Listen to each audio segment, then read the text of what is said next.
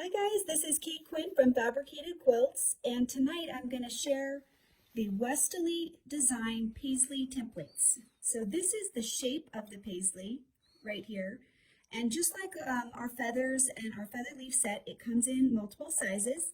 So these are the two smaller ones, and then I'm just going to share the bigger ones, right? And of course, I've got my staple tapes on the back. You can tell because then the words are, right side up there. So always put the grips on the back. And we've got a couple alignment marks on there to show you the top of the template and where you're going to set the foot. So it's got this little hook in there, but I'm going to use them to show you how they make beautiful feathers. I'm a complete lover of feathers, and these offer a little bit more of a curved shape than our traditional feathers, and so I'm going to show you a couple ways that you can use those really quickly. So right now I've got this half circle right here, and the bottom is already sewn, and so is the inside circle.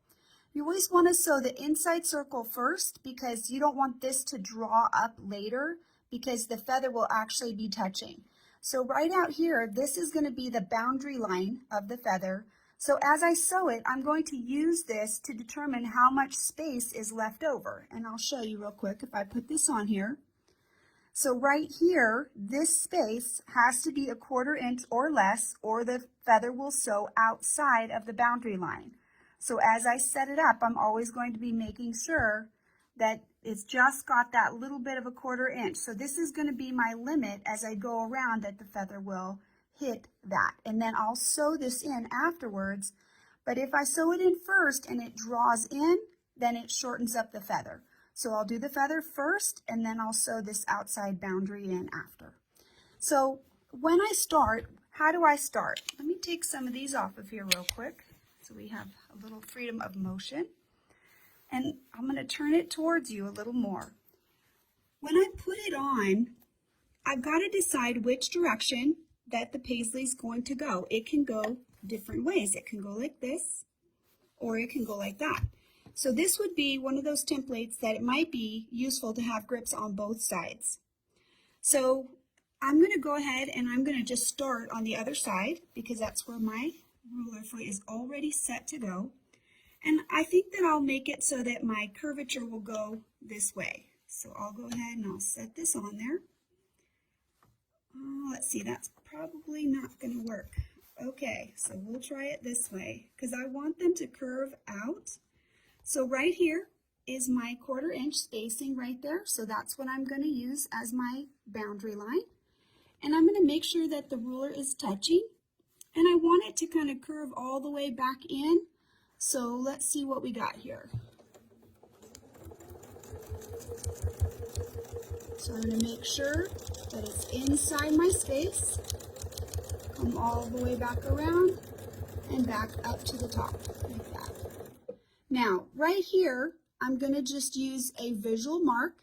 So right there, there's a little blue stain on my little staple tape. So as I come up with the feather, I'm going to try to stop right around in that area.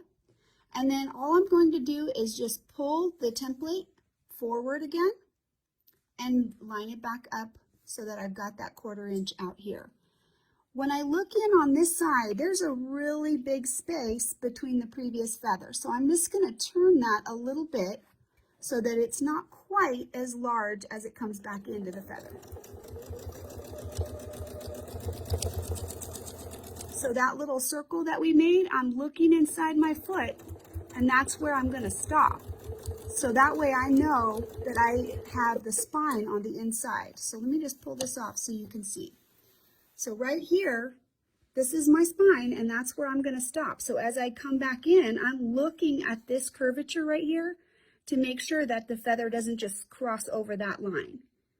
Okay, and now I'm there at the top. I stopped on that little blue mark. Let's get him back on there. And I'm just going to rotate him so that he's touching here. 1/4 inch there. And now I got to make sure that I'm touching the spine.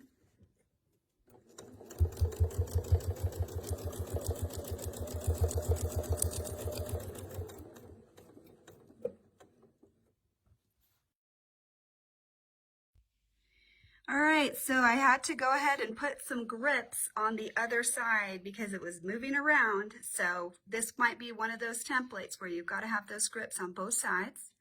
So I'm realigned at the top of the feather, and right in there is that 1/4 inch. And this gives you a good angle to see where you're coming in. If you're having trouble visualizing how you're going to come in, you can always just take your pen and make your 1/4 inch estimate right there. And that'll show you how your feather is coming back in to that spine line right there. And if you don't like that, then you can say, oh, I'll turn it this way or I'll move it that way to change what angle as the feather comes back in. So that's really a good way to help estimate because it's going to look like that kind of. Okay? And might not look so great from your angle, but from mine it looks just fine. So I'll go ahead, I'll sew that in.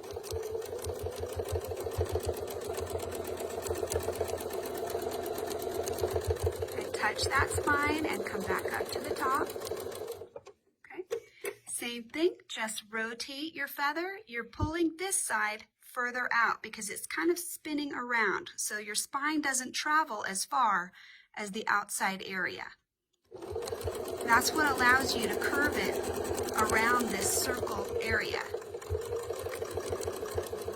So the top of this curve is much wider than the bottom, so the top of the feather has to travel quite a bit more than the bottom.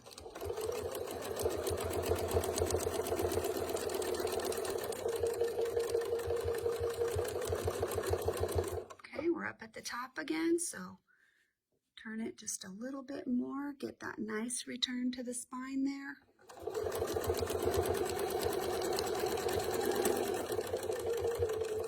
Come back up to that top. And I'm going to pull this off real quick and let you see. This is about how much space right here that the foot has as it comes back up. That gives it time to start that curvature. So if you're already up at the top of the boundary line, how can you curve?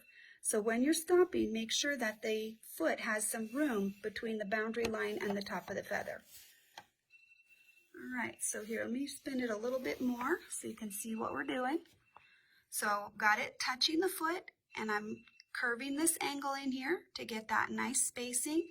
And right there is that 1/4 inch as I come in.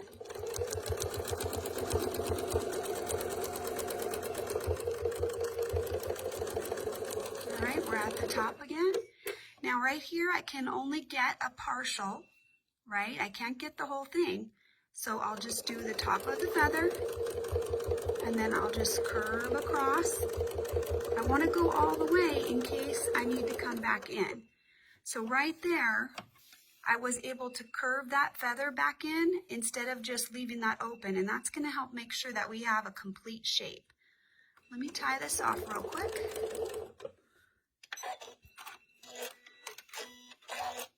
All right, so there you can see how pretty that feather is. And then once we put this curvature in here, we can finish out this design by putting the edge of the circle in there.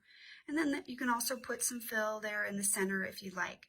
So these are a really great way to be able to curve that feather around. They just look really, really, really rich, and I love them. So let's do another one. All right, so this time when we do the feather, we're going to go ahead and sew this outer shape of the feather. So we'll go ahead and we'll do that part first. So this template is one of the largest circles. It's from the Sew Diddy collection by Sarah Diddy. So we'll go ahead and we'll just sew that whole circle in. Oh, see, you gotta have your grips on there. This one doesn't have any grips on there, so it's making trouble. You really see how those grips make a big difference to making you successful because they help everybody move the way they're supposed to. All right, so I have these little markings on here to kind of show me the center, but actually I stopped using them because they were not exactly the way they needed to be. So that center looks a little bit off to me. We're going to take just a little circle and put a circle in the middle. We're going to use our between the line template. It's very tiny and I love it. And I'm just going to use this to make a circle. I'm not actually going to sew this in, but I'm going to use it as a reference when we make the other part of the designs. So I'm going to use my very smallest little guy, and I'm going to show you how I can get him to fit. So this line right here shows where the needle is going to be. And so right there, I'm going to just turn that until I have that 1/4 inch space right there. And as I put each new one in, I'm just going to use that 1/4 inch space as my guideline to make sure that everybody will fit. And that's going to help keep everybody at the same angle, because this is a certain amount of distance from the edge to the 1/4 inch. And if I just keep that as I rotate around each time, then all of these will have the same angle. So let's go ahead and we'll get our needle set in the boundary.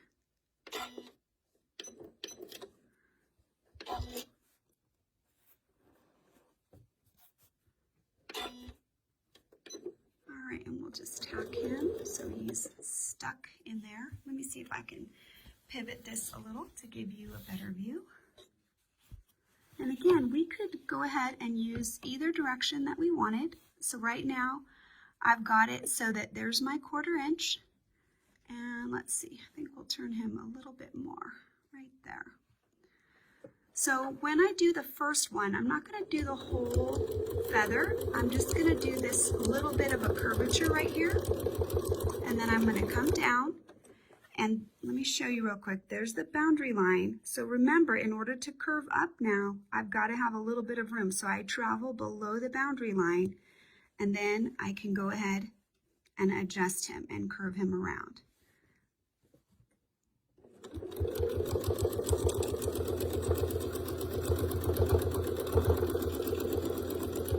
Okay, so same thing. I'll just keep moving him over. Make sure that I have a little bit of that 1/4 inch in there so I can get that nice curve, touch my spine, and come back up. Okay, same thing. I'm just gonna pivot that a little bit so I can get that 1/4 inch. Let's see. I'm gonna turn it a little more. I gotta be able to see what I'm doing. All right, let's get our 1/4 inch. There, and we'll curve around.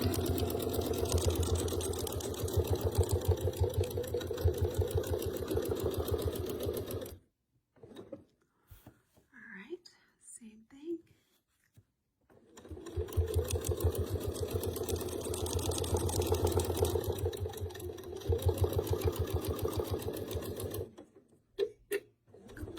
One more.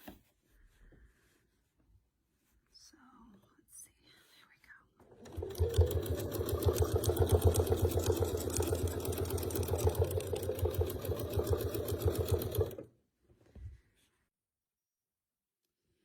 All right, so there's my 1/4 inch at the top. There's my boundary line, and you can see right in there, that's the spacing that I have right here.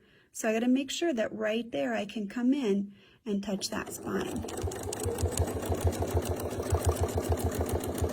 Touch it, back up to the top. So I'm looking right here for that 1/4 inch spacing, right here where my finger is moving. And then I'm looking right here. I got to rotate that and make sure that I have a 1/4 inch right there as well. If I don't have that 1/4 inch, then I won't be able to touch that outer boundary of the spine, and the feather won't close.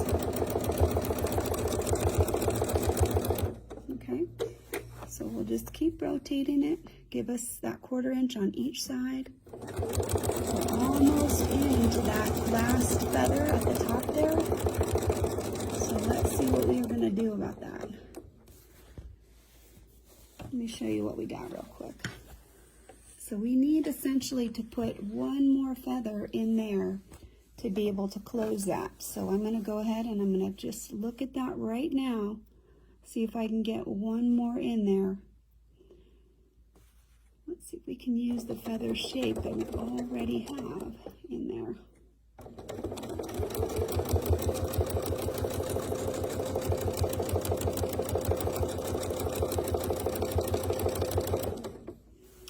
And then this last one is the one that we need to connect to the one that was already present.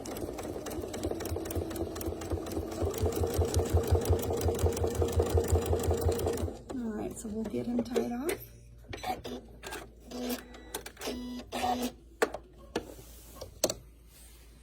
All right, let's see, there we go. We have a little ripping to do right there to get that out, but then these can curve right into each other, so maybe I'll correct this last one. But you can see how we were able to go around and how pretty they look. It is always the last one that gives you a little trouble, so I'm going to rip back this area right here and bring my foot in, and I'll put that last feather back in there and clean that up, clean up this angle right here. But just love how it looks, and it's pretty easy to use your foot to make a little arc right here around here and echo in the middle, and that'll really give a lot of definition to the center there. All right, so we've got one last bit. Let me show you back here. We've got that spine that we've drawn in, and we're going to use that as the reference line. And what we have to do is figure out which one of the paisleys will fit. So you can see it gets narrower as it goes up to the curve. So right here, we're probably going to need our largest paisley. So I'll go ahead and I'll put that on. And I'm going to line it up so that the foot is in line with that angle. And that's going to let us make this largest curve in here.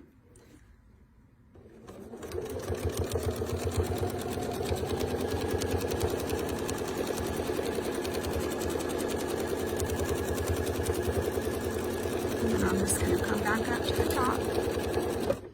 And it's still pretty wide right now, so I'm just going to keep the largest one.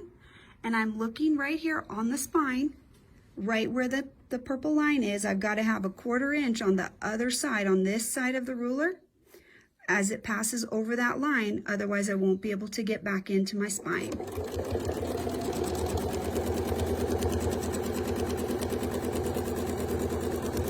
Okay, so touch that spine, travel back up to the top, and I think I'll go 1 or 2 more. And then same thing, I'm just going to rotate by pushing this up, and I'm looking right here, can I get back into the spine? So I've got to have room for the foot on the far side of this, so that's what gives me the space that I need. After this one, the template starts to be a little bit too big as the space narrows out. So let me show you real quick. We'll pull this off. So there's the feathers we've already made, right? And now the space is starting to get narrower. So I'm going to go ahead and I'm going to move down one of the template sizes and see how that fits in there.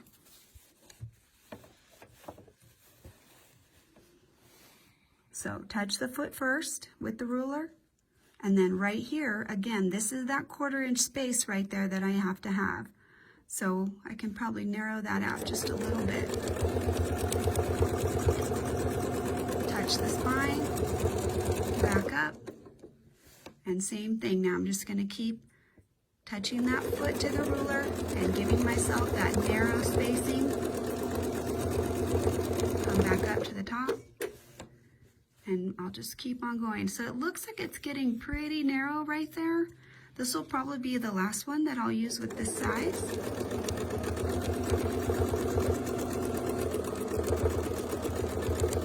Maybe one more. I think it's about to get wider, so I think we'll be okay.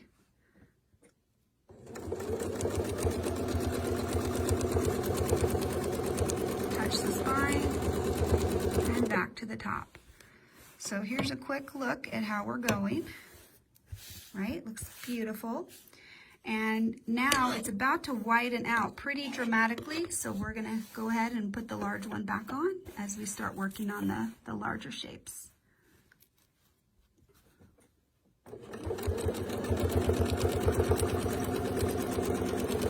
So people sometimes ask me when we're doing these, you know, what angle, what are you lining up?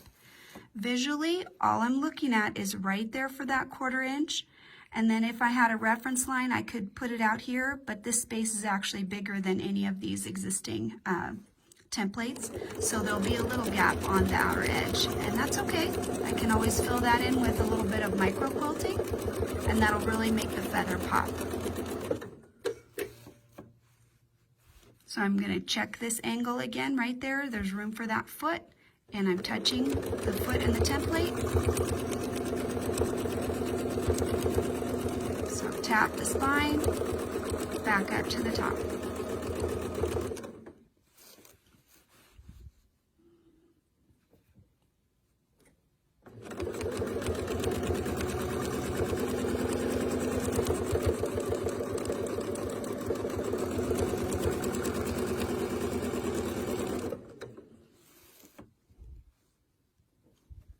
See if I got that space there.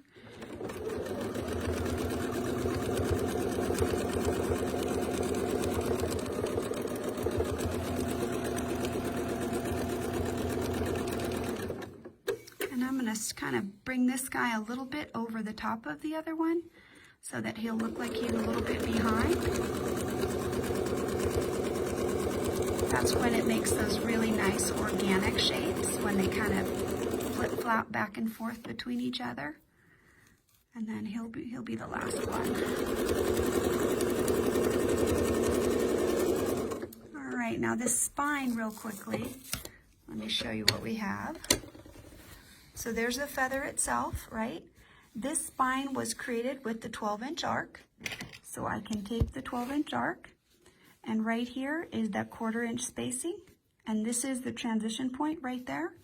So I can use that with my calibrated 1/4 inch eyeball, or you can use your spacing gauge if you have that with you. Okay, and now the curve is going this way. So I'll take the 12-inch arc and I'll put it on this side.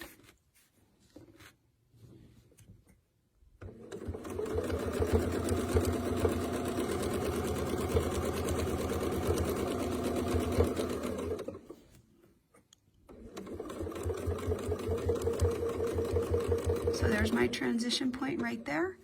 I also have the rule of never going to the very end. I have this 2-finger rule right there. And then I'll put him on the other side. And that'll help me get right back down to the bottom and finish out the spine.